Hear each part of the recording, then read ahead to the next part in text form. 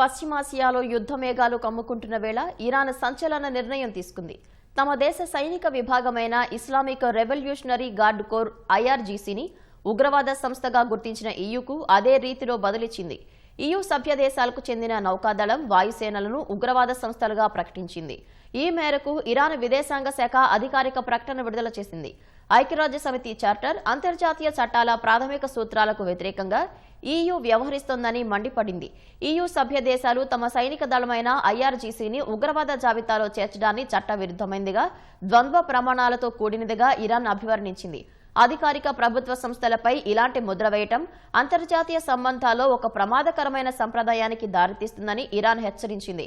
IRGC అనేది కేవలం సైన్యం మాత్రమే కాదని, మధ్యప్రాచ్యంలో ఐసిస్ వంటి ఉగ్రవాద సంస్థలను అణచివేయటంలో కీలక పాత్ర పోషించిన విభాగమని ఇరాన్ తన ప్రకటనలో సమర్థించుకుంది.